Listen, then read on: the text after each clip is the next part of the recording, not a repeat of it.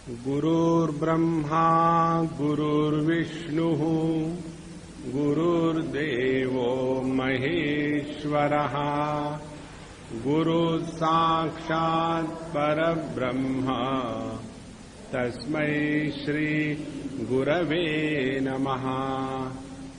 तस्मै श्री गुरवे नमः। महामंत्र हरे राम राम राम हरे हरे, हरे कृष्ण कृष्ण कृष्ण हरे हरे। महात्मा जी ने मुझे मंत्र दिया। अब कहेंगे देखो ये माला जो है ना, इसकी रोज 26 मालाएं करना। अब इस मंत्र की 26 माला करो तो कम से कम दिन में आप 28 घंटे बिजी रहते। और उसके बाद वो जो है बाबा जी के पास जाने के लिए डरेगा, पता नहीं अगले बार जाएंगे और क्या बता देंगे, तो दूर रहो। ये टेक्निक है महाराज। सबसे बड़ी साधना ये है, प्रसन्न रहो। जिस हाल में रखा है हर एक क्षेत्र में, अपने जीवन के प्रत्येक अनुभूति में भगवान के अनुग्रह को पहचानो। भगवान के अनुग्रह को जिसने पहचाना है वो दुखी नहीं होगा। देखो, समझो आपको किसी ने पीछे से आके एक चाटा लगाया, अरे यार, और आपको बड़ा जोर से लगा, गुस्सा आ गया। लेकिन जब पीछे देखा तो अपना ही दोस्त मिला, बहुत पुराने 25 साल पहले का। तो उस दुख के कारण हमको दुख थोड़ी होता है, हमको तो लगता है अरे तू अभी बदला नहीं, वैसे के वैसे ही बेवकूफ। देखो उसमें कितना प्रेम है। तो जिस व्यक्ति ने अपने जीवन के दुख को लेकर के भगवान के अनुग्रह को पहचाना है, वो आदमी दुखी नहीं होता, वो प्रसन्न रहता है। देखो महाराज, ये बात अपने जीवन में सत्संग में आती है। इसलिए उगमेन प्रारब्ध संत संगे करुणी प्रत्यक्ष पुराणी वर्णियेले, वर्णियेली कीर्ति नाम रूप घोष जाति लते दोष तुकामणे। और इसीलिए अपने मन को भगवान के नाम में लगाने से क्या होता है, इसको समझ लो। बहुत महत्व की बात है। भगवान का जो नाम है ये भी वृत्ति है, ये भी विचार है। जैसे श्री राम जय जय राम, ये वृत्ति है मन में। दूसरा, मुझे सुबह सुबह बढ़िया डिकॉक्शन कॉफी चाहिए, ये भी वृत्ति है।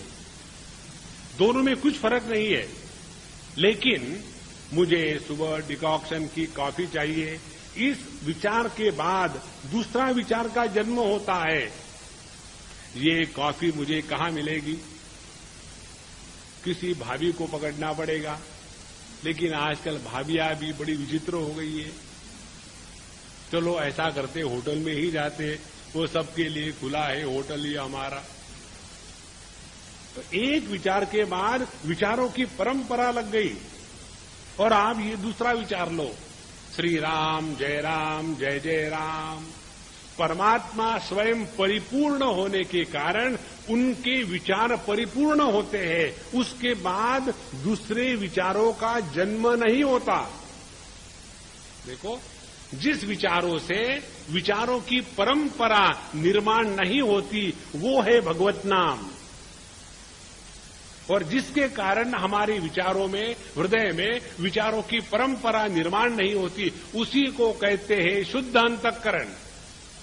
अंतःकरण की अशुद्धि यही है कि जगत के विषय वस्तु को लेकर के अनेक प्रकार के संकल्प विकल्प उठने लग जाते हैं। तो जिस अंतःकरण में संकल्प विकल्प उठना बंद हो गया है, वही अंतःकरण शुद्ध है, वही पवित्र है। और इस अंतःकरण के पावित्र्य को जागृत करने के लिए, बनाए रखने के लिए हमको साधु संतों ने बड़ी सिंपल टेक्निक दी है कि अपने मन में भगवान का नामस्मरण जारी रखो। लेकिन कैसा जारी रखें? हमको कहीं हाजिरी नहीं भरनी है, इतना पूरा करना है और फिर थैले में डाल करके अपना वो माला होती है उसको पकड़ करके अपना करेंगे, उसमें पैसे भी होते हैं, माचिस भी होती है, बीड़ी भी होती है, और माला उसमें लपेट जाती है और धड़ाधड़ निकलता है। वो मत करो। सिंपल बात यह है, एक एक भगवान का नाम एकाग्रता से आराम से लो। समझो आप भगवान राम का नाम ले रहे हैं, श्री राम श्री राम श्री राम श्री राम।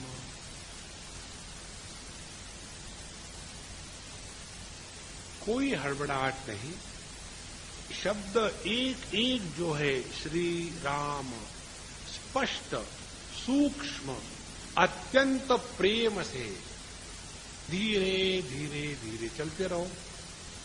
देखो मन इतना शुद्ध पवित्र हो जाता है कि उसमें जो अनंत शक्ति है उस शक्ति का भंडार खुल जाता है, और अपने हृदय में जो अनंत शक्ति है, भक्ति की भाषा में उसको कहते हैं आह्लादिनी शक्ति। आह्लादिनी शक्ति माने प्रेम का सागर। तो ऐसा व्यक्ति जो भगवान का भक्त है वो हमेशा मस्त रहता है, व्यस्त रहता है, चुस्त रहता है और स्वस्थ रहता है। भगवान का भगत दुखी कभी नहीं होता। तो जातील दोष तुका म्हणे, तो जितना भगवान का नाम इस प्रकार से खाना पूर्ति के लिए नहीं करना है, बिल्कुल प्रेम से करना है। और ये करते करते करते करते अंतःकरण शुद्ध पवित्र हो जाता है। और अंतःकरण की शुद्धि पवित्र का तात्पर्य क्या है? एक अम्मा है, उसको मैंने एक बार डांट दिया, कस के डांटा, मूडी है, डांटा। डांटने के बाद उसने कहा फिर मैं करूं क्या? हमने कहा मैं बताता हूं, वो करो। हाथ में एक कॉपी और पेन पकड़वा दिया। हमने कहा पहले लिख दिया मैंने अपने आप से हाथ से, ओम श्री राम जय जय राम। हमने कहा मेरा हैंड राइटिंग जैसा सुंदर है वैसा ही तुम लिखो रोज, तब तक के कि जब तक हाथ लिखते लिखते थक होकर के गिर नहीं जाता, तब तक रोज लिखो। और उसने शुरू कर दिया। 1 महीने के अंदर जितनी दवाइयां खाती थी सब की सब दवाइयां विड्रॉन। अब एक दवाई खाने की जरूरत नहीं, कुछ भी नहीं, सब रोग खत्म हो गए। तो मन की अशांति खत्म हो गई। अब उसको कहो कि भाई अब छोड़ो, हाथ थक गई हो, सो जाओ, बोले नहीं, फिर वो लेटे लेटे भी लिखती रहती है। उसको ऐसा रस आने लग गया है, जिसको राम रस अपने हृदय में चखा है वो आम रस के पीछे नहीं दौड़ता। हम आम रस कभी नहीं खाते। तो हमको लोग कहते स्वामी जी आप आम रस क्यों नहीं खाते? हमने कहा आम आदमी थोड़ी है, खास आदमी है तो खास रस खाते हैं, आम रस थोड़ी खाते। आम माने कॉमन, कोई भी इंद्रियों का रस है वो असली रस नहीं है। तो वर्ण ये कीर्ति नाम रूप घोष जाति न दोष तो कामणे। इसलिए भगवान का नाम स्मरण धूम धड़ाके से होते रहे, अपने हृदय में चलता रहे, इसी के द्वारा अंतःकरण शुद्ध पवित्र हो जाता है। और इसके नाम घोष के द्वारा क्या होगा? दोषते जातील अनंत जन्मीचे पायते देवाचे न सोडावे। और यह हमारे अंतःकरण में जन्म जन्म के जो संस्कार इकट्ठे हुए हैं उनको हटाने के लिए एक ही डिटर्जेंट टिकिया है, भगवान नाम डिटर्जेंट टिकिया। उसको रगड़ते जाओ, धोते जाओ, रगड़ते जाओ, धोते जाओ। धीरे धीरे जितने हमारे अनेक जन्मों के ये दोष निकल जाएंगे उतना हमको जीवन में स्वाभाविक आनंद आने लगेगा। अभी हम क्या करते हैं? हम अकेले बोर हो रहे, चलो घूम के आएंगे। अकेले बोर क्यों हो रहे? तुम तो अकेले हो ना, तो किसके कारण बोर हो रहे हैं? और क्या बताओ यार, अपने ही कारण बोर हो गए। अब जो आदमी स्वयं के कारण बोर होता है वो कितना सॉलिड बोर होगा। देखो, आदमी दूसरे के कारण बोर होता है तो बात समझ में आई भैया, ठीक है, लेकिन तुम अपने कारण बोर हो रहे हो, तो जब तुम अपने कारण बोर होते हो तो दूसरे के पास जाओगे तो दूसरा कितना बोर होगा। तो जिस व्यक्ति को अपने अकेलेपन को काटने को दौड़ता है, समझ लेना वो अनेक जन्मों का पापी है। इसीलिए दोषते जातील अनंत जन्मीचे पायते देवाचे न सोड़ावे। इसीलिए उस भगवान के चरणों को अपने हृदय में पकड़ के रखे, अखंड नित्य निरंतर स्मरण चलता रहे, चलता रहे, चलता रहे। और ध्यान से सुनना, भगवान का स्मरण माने क्या? एक तो नाम स्मरण हो गया, नाम स्मरण और भगवान का स्मरण, इसमें फर्क है। जैसे हमारा एक छोटा सा बच्चा है और हमको दिन भर काम करना है, किचन में भी जाना है, बाहर का भी देखना है, और वो छोटा बच्चा घर में खेल रहा है, तो हम उस बच्चे का जो स्मरण रखते हैं तो उसमें जब करते हैं क्या? मेरा बच्चा छोटा है, मुझे ध्यान रखना चाहिए, मेरा बच्चा छोटा है, मुझे ध्यान रखना चाहिए, मेरा बच्चा छोटा है, मुझे ध्यान रखना चाहिए। नहीं करते ऐसा, लेकिन उसका स्मरण अखंड रहता है। इसी प्रकार से भगवान का स्मरण माने राम राम राम राम राम राम राम राम राम राम राम राम। याद रखना, हनुमान जी आएंगे ऐसा। उसका अर्थ स्मरण नहीं है। भगवान का स्मरण का तात्पर्य है भगवान के अनुग्रह को हमेशा पहचानना। और यदि हमने भगवान के अनुग्रह को हमेशा पहचाना है तो कभी भी जीवन में दुखी नहीं होंगे। जिसने भगवान के अनुग्रह को नहीं पहचाना है वही दुखी होता है, वही डिप्रेस होता है, वही फ्रस्ट्रेटेड होता है। देखो, इसीलिए अपने को जितना हम प्रसन्न रखें उतने हम भगवान को याद कर रहे हैं, तो जितना दुखी रहेंगे हम भगवान को भूल गए हैं।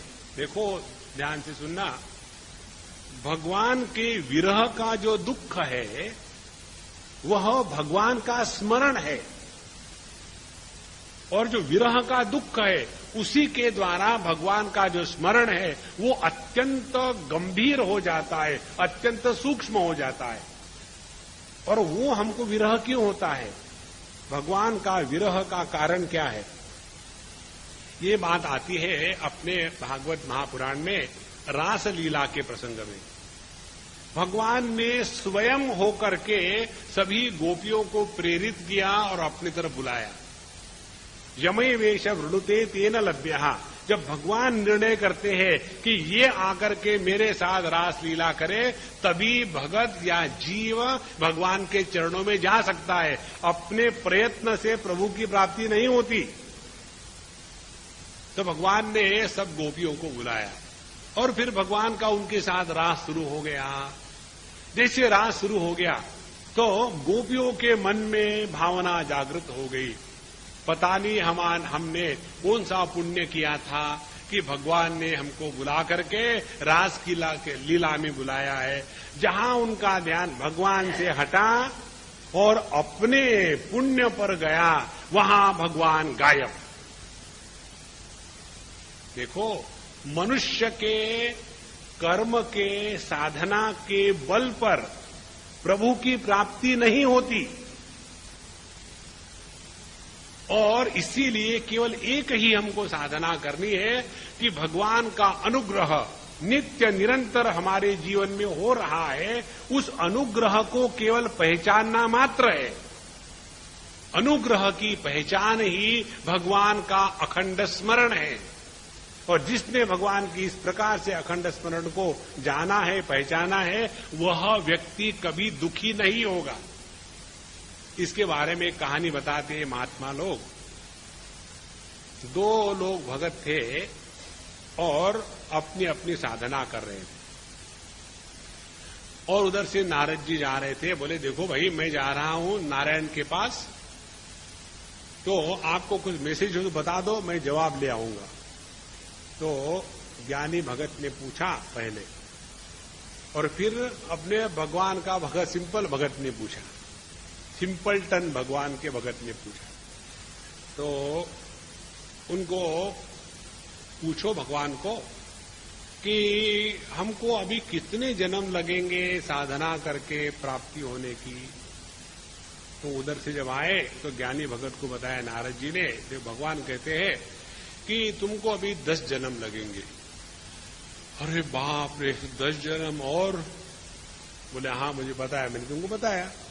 आगे गए और ये मस्त राम भगत थे, उन्होंने पूछा हाँ क्या कहते हैं भगवान? बोले उन्होंने कहा इस पेड़ पर, वो इमली के पेड़ के नीचे काम कर रहे थे, बोले इस पेड़ पर जितने पत्ते हैं उतने जन्म तुमको लेने पड़ेंगे भगवान की प्राप्ति के लिए। ऐसा उन्होंने सुना और जोर से नाचने लग गए। बोले वो तो 6 जन्म का नाम लेकर के दुखी हो रहा था और तुम नाचने लगे। बोले मैं इसलिए नाच रहा हूं, भगवान की लिस्ट में अपना नाम है, और क्या चाहिए। देखो, व्यक्ति को जीवन में भगवान के अनुग्रह को एक बार ग्रहण हो जाए तो जीवन में दुख नहीं आते। भगवान के अनुग्रह का तिरस्कार ही जीवन के दुख का मूल कारण है। कभी मां बाप अपने बच्चों पर कभी भी अत्याचार नहीं करते। उसको केवल कहना त्वमेव माता च पिता त्वमेव, मां बाप को कोई सिखाता है क्या? Unless you are English educated. देखो महाराज, पाय न सोड़ावे ऐसा निश्चय करा, आड़वा शारंग धरा भाव बड़े। और एक बार ये हमने निर्णय ले लिया है, अपने जीवन में खूंटी पक्की होनी चाहिए। हमारे कबीर जी के जीवन की बात है, जब वो थोड़े जवान से हो गए तो उनके मां बाप ने उनको कहा कि अब गुंडागर्दी बहुत हो गई, अब बैठ करके यहां वो ताना बाना लेकर के कपड़े बुनना शुरू करो। तो उस समय कबीर जी कहते अब अपने को एक खूंटा मिल गया, खूंटा पकड़ो और दिन भर खटक खट खट खटक खट खट खटक खट खट खटक खट खट। जिस व्यक्ति को जीवन में खूंटा नहीं मिला है वो भटकते रहता है, और परमात्मा के चरणों के जैसा पक्का खूंटा इस दुनिया में और कुछ नहीं है। एक बार भगवान के प्रति समर्पण हो जाए, जीवन में एक भी दुख आपको कष्ट नहीं देंगे, तो आड़वा सारंग धरा भाव बढ़े। तो उस भगवान को कैसे प्राप्त करना है? केवल भाव बड़ का तात्पर्य है हम केवल कल्पना के ही तो साम्राज्य में रहते हैं।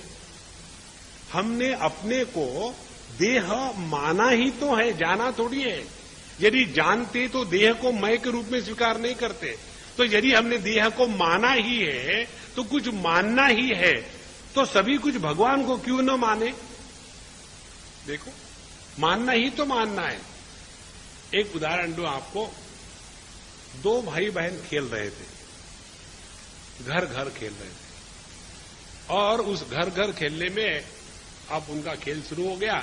भाई आया बाहर से पति बन करके, और बहन घर में पत्नी बन करके। बाहर से आने के बाद उसने एक्टिंग किया, जूते फेंक दिए इधर उधर में, बस्ता रख दिया और वहां से चिल्लाया कुछ खाने को है क्या घर में?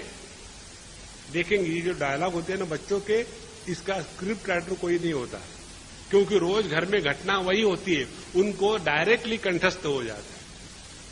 तो उस बच्चे ने कहा घर में कुछ है क्या खाने के लिए? तो तुरंत उसकी जो बहन रूपी पत्नी थी वो कहती है घर में आए खाने की बात, मुझे खाओ। दूसरा डालो, ऐसी बात हो रही है, और फिर कहती है ठीक है बैठो, हाथ पैर धो जरा, ये लो कल की सब्जी थी और सुबह का चावल है, खा लो। अब वो कहता है कि दीदी 2 मिनट के लिए रुक जाओ, खेल सस्पेंडेड, टाइम प्लीज। फिर कहता है वो, देखो तुम जो मुझे दे रही हो कल्पना ही से दे, कुछ तो नहीं दे रही हो, कल्पना ही तो कर रही हो कि सुबह की सब्जी और परसों का राइस चावल। कल्पना ही करनी तो ऐसी क्यों नहीं करती कि ले लो रसगुल्ला और रबड़ी। अरे भाई, कल्पना ही करनी है तो अच्छी कल्पना क्यों ना करें, दुखी होने की कल्पना क्या करें।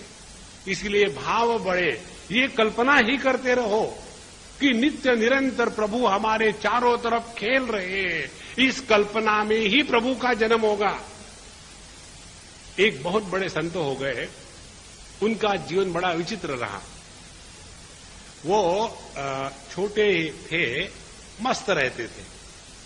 उनको मालूम नहीं कि पढ़ने के बाद ये करना है वो करना है। बड़े हो गए तो घर के लोग उनके पीछे लगे, शादी करना है। बोले शादी किस लिए करना, मैं मस्त हूं, ना नौकरी करना है ना पढ़ना है, खा करके मस्त पड़े रहते थे, मस्त राम। तो बोले नहीं, शादी करनी पड़ती है, शादी करनी पड़ती है। बोले ठीक है, करनी पड़ती है, कर डालो। शादी कर डाली।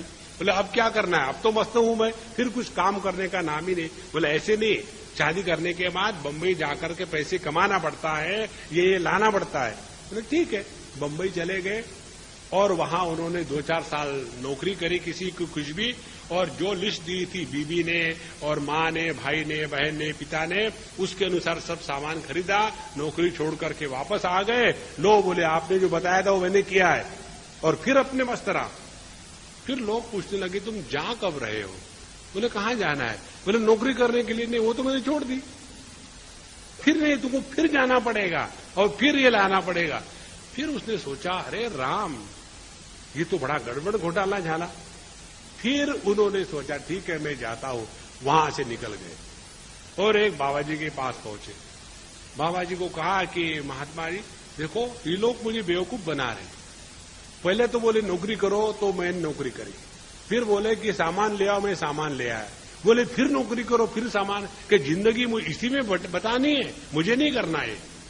और फिर उन बेटा बहुत बढ़िया, बैठो सामने, और उनके सर पर उन्होंने भगवान दत्तात्रेय की मानसिक मूर्ति की प्राण प्रतिष्ठा कर दी। बोले देखो तुम्हारे सर पर भगवान दत्तात्रेय बैठे हैं, अब पूरे जगत में भटकते रहो जहां मर्जी आए, लेकिन याद रखना भगवान तुम्हारे सर पर बैठे हैं, कहीं उनको लग न जाए, ठीक से ध्यान रखना। अब वो व्यक्ति एक ही भाव उनके मन में है, भगवान दत्तात्रेय मेरे सर पर है, तो कहीं पेड़ के नीचे से जाए तो ऐसे कुछ नहीं ऊपर में दिखने के लिए, लेकिन भाव साम्राज्य में भगवान की साक्षात विग्रह थी। तो ऊपर से कोई आता है अड़चन तो नीचे झुक के जाते थे, बाथरूम जाना है तो ऐसा करके ऐसा रख देते थे, और फिर बाथरूम होकर के हाथ पैर धो लिए, फिर ऐसा करके फिर ऐसा रखते थे। सभी लोग पागल कहने लग गए। धीरे धीरे धीरे उनकी इतनी एकाग्रता हो गई भाव शक्ति के कारण कि लोग जब उनको पत्थर मारते तो उससे फूल बनने लग गए। देखो, ये भाव का जो साम्राज्य है, इसको साधारण मत समझ लेना। नामदेव महाराज बचपन में विट्ठल भगवान को खाना खिलाते थे केवल भाव के शक्ति पर। इसलिए भगवत भक्ति का जो मूल सूक्ष्म रूप है, कितना हम दृढ़ता से भगवान की भावना कर सकते हैं। तो जागी रही भावना जैसी, प्रभु मुहूर्त तीन देख ही तैसी। हम भावना ही तो करते हैं, किसी व्यक्ति को देखा, मालूम नहीं कौन है ये, लेकिन लगता है चोर है, तो उसमें यदि चोर की भावना कर सकते हैं तो उसी में भगवान की भी भावना कर सकते हैं। देखो, क्योंकि भावना करना अपने हाथ में है। तो जितना हम ये जबरदस्त भावना करते रहेंगे, आड़वा शारंग धरा भाव बड़े। शारंग धरा माने भगवान को, आड़वा माने उसको पुकारो, उसको बुलाओ, उसके प्रति समर्पित रहो, अखंड उनका स्मरण चलता रहे। और कई बार साधना के भक्ति के साधना में ये भी एक साधना आती है कि साधक को, भक्त को लगता है कि भगवान ने मेरा तिरस्कार कर दिया है, और उसके कारण उसकी जो भावना है और दृढ़ हो जाती है, और फिर भगवान के भक्ति का उसको उद्रेक आ जाता है। इसका एक रूप आता है भागवत महापुराण में। रुक्मिणी जी को कभी भी भगवान के विरह का आनंद नहीं मिला था, तो भगवान ने सोचा इसको सब मिला है, लेकिन जो विरह का आनंद गोपियों को मिला, मेरे रुक्मिणी को नहीं मिला, तो क्या किया जाए। तो ऐसे ही बैठे थे, काफी बूढ़े हो चुके थे दोनों ही। भगवान ने कहा कि देखो रुक्मिणी, एक बात बताऊं, मैंने जो तुमसे शादी करी ना, वो तो अपनी मनवाने के लिए, तुमसे प्रेम भी मेरा कुछ नहीं है। और तुमको, तुम्हारी तो वो शिशुपाल से शादी होनी थी, अब मेरे तरफ से तुमको छुट्टी है, तुमको जाकर उससे शादी करनी हो कर लो, मैं अब बीच पे नहीं आऊंगा। उस समय तो प्रेस्टीज इशू था कि मेरे सामने कौन कर सकता है, इसीलिए मैंने तुमसे शादी करी, प्रेम वगैरह कुछ नहीं था। ऐसी बात जब रुक्मिणी जी सुनती है तो एकदम उस विरह की कल्पना से मूर्छित हो जाती है, और फिर उनको समझ में आता है कि भगवान के सानिध्य से, भगवान के विरह में हम भगवान के नजदीक पहुंचते हैं। देखो महाराज, जब हम जाते हैं यहां से समझो केदारनाथ, जाने के पहले केदारनाथ भगवान के प्रति जितना प्रेम होता है ना, वहां जाना है, टिकट निकालो, ये करो, वो करो, ऐसा करो, वैसा करो, और वहां जब पहुंचते हैं तो पंडितों से झगड़ा करते हैं, क्योंकि भगवान जितने नजदीक आ गए, विरह खत्म हो गया, और फिर भगवान भी खत्म हो गए, और फिर पंडित दिखने लग गए। इसीलिए महाराज, जितना भाव हमारा तगड़ा होगा, उतना भगवान को हम भाव बढ़े। धरुनी केशवा आना भाव बढ़े, पापिया न करे काही के लिया। तो इस भाव के ताकत पर जब हम भगवान को, केशव भगवान को, नारायण भगवान को अपने हृदय में बुलाते हैं, ये बात पापिया न करे, जिन्होंने कभी भक्ति करी ही नहीं, उनको ये बात कभी समझ में नहीं आती। देखो, भक्ति का जो सूक्ष्म तत्व है, जो उसी को समझ में आता है कि जिसने जीवन में कभी भक्ति करी है। भगवान के विग्रह को रख करके उस पर उनको पानी से नहलाओ, दूध से नहलाओ, फिर पानी से नहलाओ, उसके बाद शहद से नहलाओ, फिर पानी से नहलाओ, और फिर उनको कपड़े पहनाओ, फिर उनको वहां रख करके उनकी पूजा, आरती, नैवेद्य, ये आनंद जिसको आया है जीवन में, वही जानता है कि भगवान के विग्रह की पूजा में कितनी भगवान की उपलब्धि है। जिसने जिंदगी में कभी किया नहीं है और केवल शब्द मात्र है, और शब्द मात्र क्या है? God is everywhere, why see in that particular stone. देखो, एक ऐसे ही वेदांत का परवर्टेड विद्यार्थी था, पढ़ा करके अपने मां के साथ मुझे मिलने आया और मुझे कहता है, Swami ji, I don't believe in God in the stones and all that, I believe God is everywhere. हमने कहा, देखो भाई, तुम तो ज्ञानी हो, तुम्हारी मां तो अज्ञानी है, अब करे क्या, उसको तो ज्ञानी नहीं बना सकते। इसीलिए तुम ऐसा करो, तुम अपने मां से प्रेम तो करते हो ना, प्रेम तो करते हैं, तो प्रेम माने क्या? लिख के देना है कि I love you, I love you. प्रेम का तात्पर्य है जिसके द्वारा वो खुश होगी वो करो। तो उसके लिए तुम मंदिर में जाया करो ना, अपने लिए नहीं। तुम्हारे लिए तो भगवान सर्वत्र है। अब तुम्हारे कहने के अनुसार भगवान यदि सर्वत्र है तो क्या मंदिर में नहीं है? देखो, हमारी कैसी विपरीत बुद्धि होती है। यदि भगवान सर्वत्र है तो मंदिर में भी है, और यदि हम मंदिर में जाते हैं अपने बड़ों के साथ तो कोई पाप नहीं करते। इसलिए जिन्होंने ना तो कभी पूजा पोथी करी है, ना तो भगवान की अर्चना करी है, ना तो भगवान का नाम स्मरण किया है, उनको ये बात कभी समझ में नहीं आती। पापिया न करे काही के लिया, उनको ये बात कभी समझ में आ ही नहीं सकती। न करे तो देव सत्संगा वाचुनी, वासना जाड़ोनी शुद्ध करा। और ऐसे भगवान को समझने के लिए सबसे पहली बात है जीवन में सत्संग का होना। एक बात आपको बताएं,